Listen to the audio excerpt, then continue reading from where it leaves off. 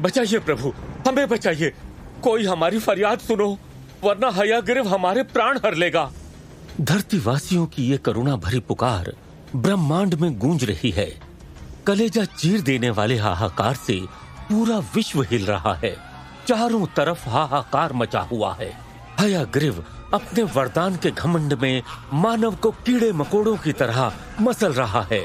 देवताओं से मिला धोखा उसे एक पागल हाथी सा बना चुका है, जो सब विध्वंस करने पर तुला हो। हयाग्रीव के इस उग्र रूप को देखकर देवता भी थर थर कांपकर दुबक चुके हैं। अब मानवों की सहायता कौन करेगा? वैकुंठ धाम में माता लक्ष्मी विचलित होकर प्रभु नारायण से कहती हैं, हे नाथ, हे कमल नयन, आपकी प्रिय मनुष्य जाति त्राहिमाम कर रही है। एक माँ होने के नाते उनकी पीड़ा मुझसे देखी नहीं जा रही है। देवता भी उनके प्रति अपने कर्तव्यों का निर्वाह नहीं कर रहे हैं। हे पालनहार, आप तो इस सृष्टि के रचयिता हैं। हर काम में आप हैं, हर जीवन में आप हैं। फिर हयाग्रीव जैसे दानव इतना पाप कैसे कर लेते हैं? मां लक्ष्मी की बात सुनकर नारायण मानो हंस पड़े और कहा, देवी, ये सत्य है कि हर कण में मैं हूं, हर जीवन में मैं हूं, परंतु उसी जीवन में स्वेच्छा और चुनाव की स्वतंत्रता देना भी तो मेरा ही कर्तव्य है। वरना मुझमें और एक आतताई में क्या भेद रह जाएगा? मां लक्ष्मी ने नारायण की बात से असंतुष्ट होते हुए कहा, परंतु नाथ, आपकी दी हुई विचारों की स्वतंत्रता का उपयोग हयाग्रीव विनाश के लिए कर रहा है।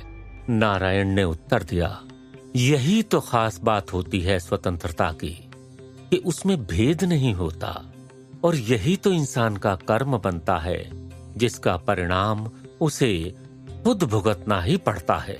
अर्थात हयाग्रीव अपने कर्म खराब कर रहा है, परंतु उसमें कई निर्दोष मानवों की जान जा रही है। उन्होंने तो कोई पाप नहीं किए। मां लक्ष्मी ने अधीर होकर पूछा, देवी, जब एक विशालकाय पेड़ आंधी से टकराकर नीचे गिरता है तो अपने साथ कई छोटे छोटे पौधों को कुचल देता है। यही विधि का विधान है, परंतु मेरे शरणागतों की रक्षा के लिए मैं विधि के विधान को भी बदल देता हूं।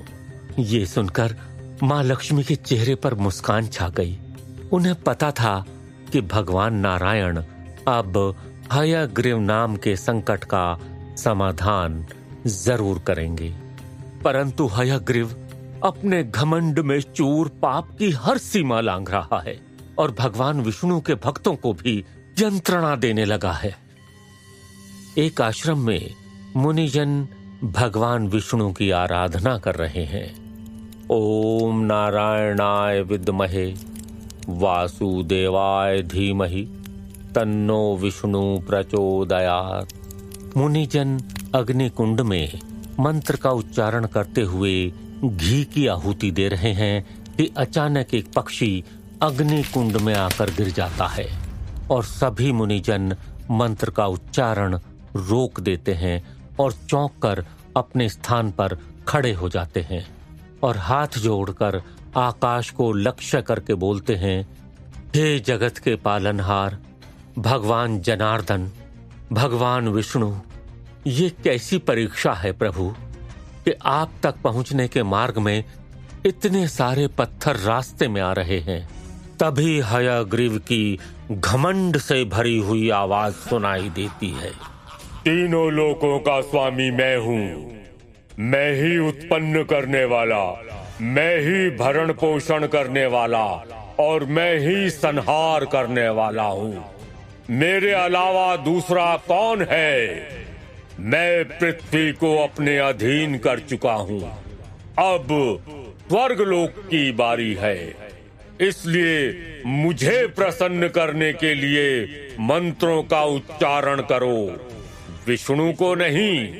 और पीछे से हयाग्रीव के सैनिक बोल उठते हैं, भगवान हयाग्रीव की जय, भगवान हयाग्रीव की जय। ये सब सुनकर हयाग्रीव दंभ के साथ मुस्कुराता है और मुनिजन बोलते हैं, विनाश काले विपरीत बुद्धि, घमंडी हयग्रीव, तेरा नाश निकट है। तू क्या भगवान विष्णु को पार पाएगा? ये पृथ्वी, इसके समस्त प्राणी, जीव जंतु, सबके स्वामी भगवान विष्णु हैं। ये सुनकर हयग्रीव के क्रोध की सीमा न रही और उसने कहा, देवताओं को संरक्षण प्रदान करने वाला विष्णु भी मेरा उतना ही बड़ा दुश्मन है जितने ये देवता हैं, और वो भी मेरे दंड का पात्र बनेगा। ये सुनकर मुनिजन विचलित हो उठे और बोले, हयग्रीव, तेरे पाप का घड़ा अब भरने वाला है। अब भगवान विष्णु तेरा वध अवश्य करेंगे। ये सुनकर हयग्रीव ठहाका लगाकर हंस पड़ा और बोला, मैं अमर हूं, न मनुष्य न जंतु कोई मेरा वध नहीं कर सकता है। मुझे मारना तेरे विष्णु के बस की बात नहीं। ये बोलकर हयग्रीव ने जोर का ठहाका लगाया और अपने अस्त्र से सभी ऋषियों को मार डाला। धरती खून से लाल हो गई और हर तरफ बस शरीर के टुकड़े पड़े थे। ये भयावह दृश्य देखकर देवता भयभीत हो उठे। वो जानते थे कि ये हयग्रीव उनका भी वही हाल करेगा। अब तो भगवान ब्रह्मा ही उनका मार्गदर्शन कर सकते हैं। तभी देवता अब ब्रह्मा का आह्वान करते हैं। ओम वेदात्मने विद्महे हिरण्यगर्भाय धीमहि तन्नो ब्रह्म प्रचोदयात्। ओम चतुर्मुखाय विद्महे कमंडलूधाराय धीमहि तन्नो ब्रह्म प्रचोदयात्। ओम परमेश्वर्याय विद्महे परतत्वाय धीमहि तन्नो ब्रह्म प्रचोदयात्। भगवान ब्रह्मा प्रकट होते हैं और सभी देवतागण भगवान ब्रह्मा को प्रणाम करते हैं और उनसे कहते हैं, हे ब्रह्मा जी, जिस तरह हयग्रीव ने पृथ्वी लोक को अपने अधीन कर लिया, उसी प्रकार वो स्वर्ग लोक को भी अपने अधीन कर लेगा और समस्त जनजीवन का सर्वनाश हो जाएगा। देवता गणों के वचन सुनकर भगवान ब्रह्मा बोलते हैं, देवतागण, हमें बिना विलंब किए भगवान विष्णु की शरण में जाना चाहिए। एक वही हैं जो इस विपदा से पूरे भूमंडल की रक्षा कर सकते हैं। भगवान विष्णु ने ही प्रलय के समय अवतार लेकर इस भूमंडल की रक्षा की थी। अतः जब जब ये संसार किसी भी विपदा में होगा, भगवान विष्णु अवतार लेकर सभी की रक्षा करेंगे। हम सभी को भगवान विष्णु की ही शरण में जाना चाहिए। सभी देवतागण और भगवान ब्रह्मा बिना विलंब किए वैकुंठ पहुंचते हैं और माता लक्ष्मी तथा विष्णु को प्रणाम करते हैं। ओम नमो नारायणाय, ओम नमो नारायणाय। परंतु भगवान विष्णु को योग निद्रा में देखकर सभी देवता विचलित हो जाते हैं और ब्रह्मा से कहते हैं, हे ब्रह्मदेव, भगवान विष्णु तो योग निद्रा में लीन हैं। अब कौन हमारी और समस्त भूमंडल की रक्षा करेगा? कौन हयग्रीव का नाश करेगा? भगवान विष्णु को योग निद्रा से जगाने के लिए कुछ उपाय सोचिए प्रभु। भगवान ब्रह्मा समझ चुके हैं, ब्रह्मदेव, आप तो ब्रह्म ज्ञानी हैं और नारायण से मानसिक रूप से जुड़े हैं। उनकी इस लीला का कारण तो आप खुद ही उनसे पूछ सकते हैं। ये सुनकर ब्रह्मदेव मुस्कुराए और अपनी आंखों को बंद कर और भगवान विष्णु का ध्यान करने लगे। जब वो ध्यान से बाहर आए तो उनके मुख पर आनंद की छटा बिखरी हुई थी। सभी देवता ब्रह्मदेव को प्रसन्न चित्त देखकर हैरान हैं। ब्रह्मदेव, यहाँ हमारे प्राण संकट में हैं और आप प्रसन्न हैं? देवताओं ने अपनी निराशा व्यक्त करते हुए कहा, मैं प्रसन्न हूं क्योंकि भगवान नारायण की अद्भुत लीला का दर्शन इस विश्व को होने वाला है। ऐसी लीला जिसे आज तक किसी ने न देखा न सुना। ऐसी लीला जो इस संसार को हमेशा के लिए बदल कर रख देगी। ब्रह्मदेव की बातें सुन देवता हैरान थे, परंतु अधीरता में विवेक कहाँ काम करता है, इसलिए उन्हें कुछ समझ नहीं आ रहा था। तभी एक देवदूत हांफता हुआ भाग कर आया।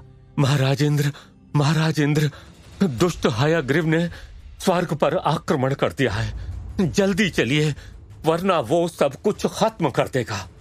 ये सुन सभी देवता विचलित हो उठे और उन्होंने ब्रह्मदेव से कहा, ब्रह्मदेव, अगर अब भगवान विष्णु ने कुछ नहीं किया तो हम सब का अंत निश्चित है।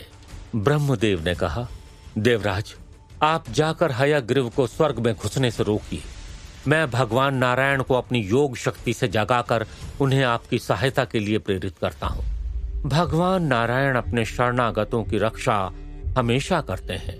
ब्रह्मा का आश्वासन लेकर देवता हयग्रीव को रोकने निकल जाते हैं। देवताओं के जाते ही ब्रह्मा ने भगवान नारायण पर अपनी योग शक्ति का उपयोग कर उन्हें योग निद्रा से जगा दिया।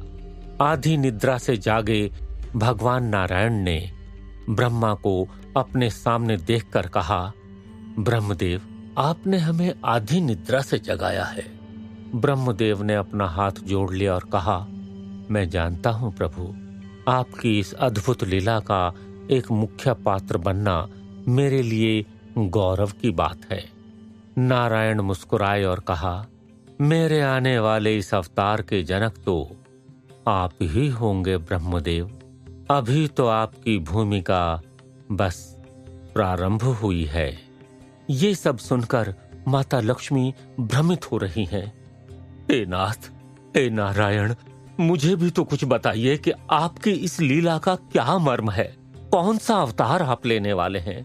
उनकी बात सुनकर नारायण ने कहा, देवी, मेरी ये लीला आपके भरोसे की भी परीक्षा है।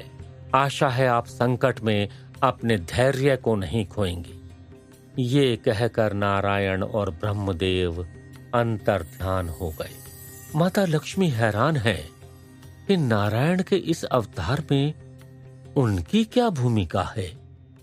इधर हयग्रीव की सेना स्वर्गलोक के समीप है और उसकी जय जयकार से चारों दिशाएं गूंज उठी। ये देखकर सभी देवतागण और व्याकुल हो गए।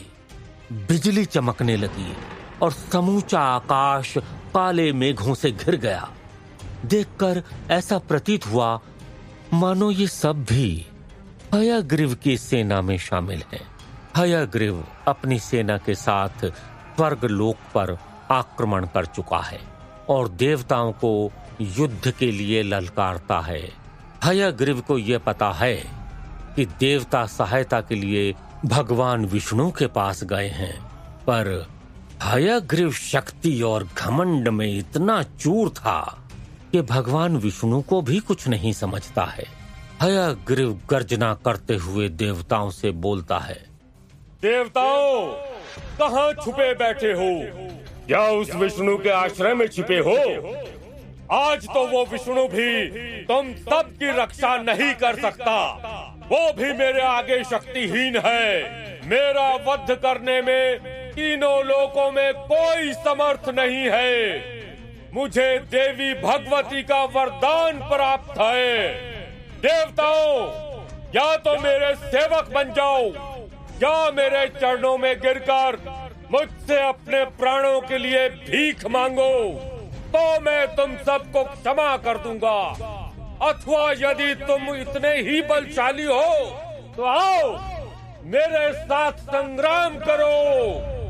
देवता प्रकट होते हैं और कहते हैं, दुष्ट हयग्रीव, तेरे घमंड का अंत अब जल्द ही होने वाला है। भगवान विष्णु तुझे तेरी उद्दंडता का दंड देने आ रहे हैं। ये सुनकर हयग्रीव गुस्से से पागल हो जाता है और देवताओं पर आक्रमण कर देता है। चारों तरफ देवताओं की त्राही त्राही की पुकार सुनाई दे रही है। सारे देवतागण अपनी शक्तियों का प्रयोग करते हैं, पर हयग्रीव के समक्ष देवताओं की कोई भी शक्ति सफल नहीं होती और इंद्र सहित सभी देवता गण भगवान विष्णु को सहायता के लिए पुकारते हैं। हे जगदीश, रक्षा करें। हे भगवान विष्णु, हम सभी पर कृपा करें। तभी भगवान विष्णु प्रकट होते हैं। भगवान विष्णु को उनके वास्तविक रूप में देखकर सभी देवतागण आश्चर्यचकित रह जाते हैं। सभी देवता आपस में बातचीत करते हैं कि भगवान ब्रह्मा जी के कथन के अनुसार भगवान विष्णु को हयग्रीव के वध हेतु अवतार लेना था, किंतु भगवान विष्णु तो अपने वास्तविक रूप में प्रकट हुए हैं। कहाँ है भगवान का अवतार? कौन है उनका अवतार? कब आएगा? और कई प्रश्न उनके मन में चल रहे हैं। भगवान विष्णु को अपने सामने देखकर हयग्रीव ठहाका लगाकर हंसता है और भगवान विष्णु का उपहास करते हुए बोलता है, विष्णु, आखिर तुम्हें आना ही पड़ा। तुम भी मुझे परास्त नहीं कर सकते, क्योंकि मैं तुमसे भी अधिक बलशाली हूँ। यदि तुम स्वयं चाहो तो मेरी सेवा में आ जाओ, क्योंकि मैं हूँ इस जगत का स्वामी। मैं ही निर्माण करता, मैं ही पालन करता और मैं ही संहारक करता हूँ। इसलिए तुम मेरी शरण में आओ। और फिर ठहाका लगाकर हंसने लगता है।